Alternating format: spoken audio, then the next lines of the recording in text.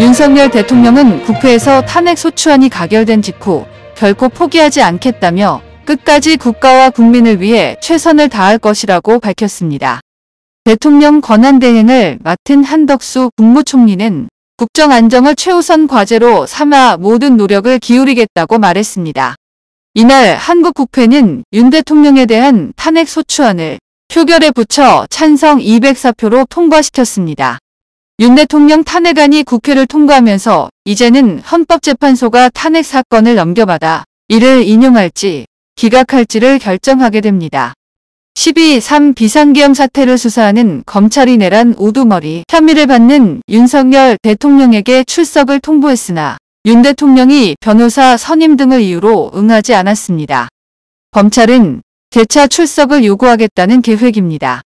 경찰 국가수사본부 특별수사단은 15일 윤 대통령 등을 내란죄 등으로 고발한 시민사회단체 관계자를 불러 고발인 조사를 했습니다. 양경수 전국민주노동조합 총연맹민주노총 위원장은 출석 전 취재진과 만나 파업 등 노조활동과 집회 시위 모두를 제한하려 했던 반헌법적 행태에 대해 충실히 진술하겠다고 말했습니다. 탄핵 소추안 가결 이튿날에 윤 대통령 고발인 등을 불러 조사하며 윤 대통령에 대한 조사 방침을 한층 확실히 한 것으로 풀이됩니다. 만약 윤 대통령이 정당한 사유 없이 계속 불응한다면 검찰은 체포영장을 발부받아 강제 신병 확보에 나설 것으로 보입니다. 검찰 비상계엄 특별수사본부는 15일 지난 11일에 윤 대통령에 대해 15일 오전 10시 출석을 통보했으나 출석하지 않았다고 밝혔습니다. 이와 관련해 윤 대통령 측은 변호사 선임이 완료되지 않았다는 이유로 출석하기 어렵다는 입장을 검찰에 전한 것으로 알려졌습니다. 윤 대통령은 대검찰청 중앙수사부장을 지낸 검사 출신 김홍일 전 방송통신위원장을 포함해 친분이 있는 법조인을 중심으로 변호인단 구성을 타진하는 것으로 전해진 바 있습니다. 윤 대통령은 형법상 내란, 직권남용 권리행사 방해 혐의로 고발된 피고발인이자 피의자 신분입니다. 검찰은 11일 윤 대통령에게 전한 출석 요구서에도 내란 우두머리와 직권남용 혐의가 적시된 것으로 전해졌습니다. 검찰은 용산 대통령실로 윤 대통령이 서울중앙지검에 출석하라는 공문을 보내고 우편으로도 출석 요구서를 보냈다. 송달이 이뤄진 사실도 확인했습니다. 검찰이 통상의 수사보다 이른 시점에 윤 대통령 출석 요구에 나선 것은 지난 3일 비상계엄 선포 뒤 무장계엄군이 강제로 국회 등에 진입하는 모습이 생중계된 데다 핵심 피해자인 계엄군 지휘관들의 진술까지 다수 확보된 점이 고려된 것으로 보입니다. 검찰은 16일께 2차 소환을 통보한다는 계획입니다. 다만 윤 대통령이 지난 12일 담화에서 대통령의 비상계엄 선포권 행사는 사법심사 대상이 되지 않는다고 밝힌 만큼 쉽사리 응하지 않을 것이라는 전망이 나오고 있습니다. 검찰은 윤 대통령이 계속 불응한다면 체포영장을 발부받아 강제로 신병 확보에 나설 것으로 보인다. 다만 윤 대통령이 탄핵 소추로 직무가 정지됐지만 여전히 경호 대상인 만큼 검찰도 수사 방식을 신중하게 고민할 것으로 보입니다. 형사소송법에 따르면 피해자가 죄를 범했다고 의심할 만한 타당한 이유가 있고 정당한 이유 없이 출석 요구에 응하지 않으면 체포영장을 발부받아 체포할 수 있습니다.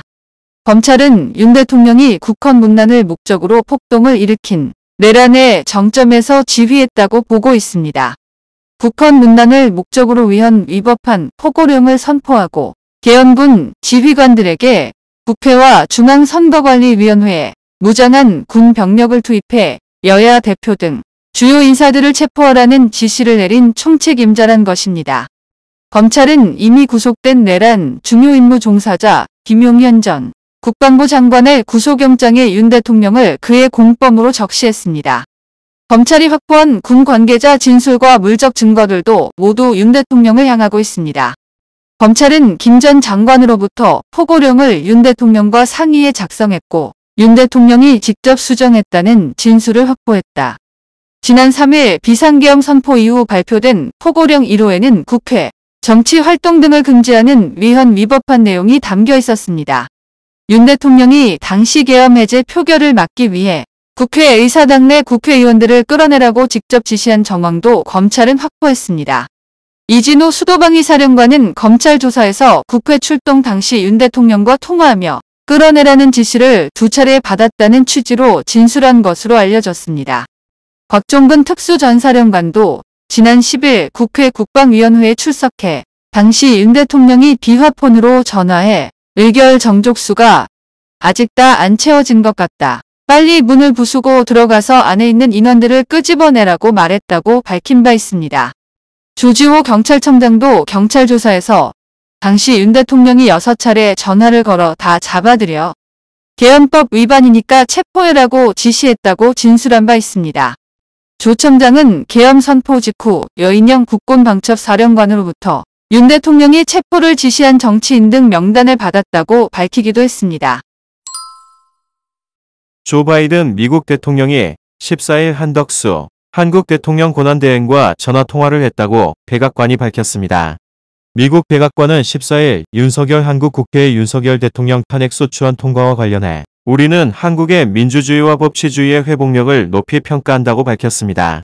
이어 두 정상은 최근 몇 년간 미한 동맹을 더 강화하기 위해 이룬 엄청난 진전에 대해 논의했다면서 바이든 대통령은 한 권한대행의 재임 기간 동안 미한 동맹이 인도태평양 지역의 평화와 번영을 위한 핵심 축으로 남아있을 것이라는 데 대해 확신을 표명했다고 밝혔습니다. 국무총리실은 한 권한대행은 앞으로의 모든 국정이 철저하게 헌법과 법률에 따라 이루어질 것임을 설명했다면서 외교안보 정책을 차질 없이 수행해 나갈 것이고 한미동맹이 흔들림 없이 계속 유지, 발전해 나갈 수 있도록 노력해 갈 것이라는 점도 강조했다고 전했습니다. 특히 한미 양국이 직면한 북핵 위협과 러북 협력이 지속, 심화되는 상황에서 한미연합방위 태세를 그 어느 때보다 공고히 하는 것이 중요하다고 말했다고 덧붙였습니다. 국무부도 이날 성명을 통해 한국과 한국 국민, 민주적 절차, 법치주의에 대한 지지를 재확인한다면서 한덕수 대통령 권한대행과 한국 정부와 함께 우리의 상호 이익과 공유 가치를 증진하기 위해 협력을 지속할 준비가 돼 있다고 밝혔습니다. 미국의 전문가들은 윤석열 대통령 탄핵안이 한국 국회에서 가결된 데 대해 한국 민주주의를 위한 불가피한 결정이라고 평가했습니다. 탄핵 사태 국면에서 잃어버린 동맹의 신뢰를 조속히 회복하고 외교와 안보 분야의 공백을 막는 것이 무엇보다 중요하다고 강조했습니다. 도널드 트럼프 미국 대통령 당선인의 집권 2기 행정부에 대해 미국인의 과반이 낙관하고 있다는 여론조사 결과가 나왔습니다. 미 CNN 방송과 여론조사기관 SSRS가 지난 5일에서 8일 미국 성인 1,011명을 대상으로 실시해 15일 발표한 여론조사 결과 응답자의 52%는 차기 행정부 전망에 대해 열광적 또는 낙관적이라고 답했습니다. 비관적 또는 불안하다고 답한 응답자는 48%였습니다. 이에 대해 CNN은 미국 대중은 극단적으로 나뉘어 있다며 낙관적인 사람들은 트럼프가 경제를 개선할 것으로 기대하고 있으며 많은 이들이 그의 처 심기를 긍정적으로 평가하기도 합니다. 반대로 비관적인 사람들은 그의 성격에 대한 우려를 가장 많이 언급했다고 분석했습니다. 다만 트럼프 당선인의 정권 인수 행보평가와 집권 2기 국정운영 전망, 신뢰도 등에서는 긍정적인 응답률이 조금씩 더 높았습니다. 정권 인수 행보에 대해서는 55%가 찬성한다고 답했고 향후 국정운영 전망에 대해서도 54%가 잘할 것이라는 답변을 내놓았습니다. 신뢰도를 정책 분야별로 보면 경제의 경우 65%가 신뢰한다고 답했고 우크라이나 전쟁에 대해서도 62%가 매우 또는 어느 정도 신뢰한다고 했습니다.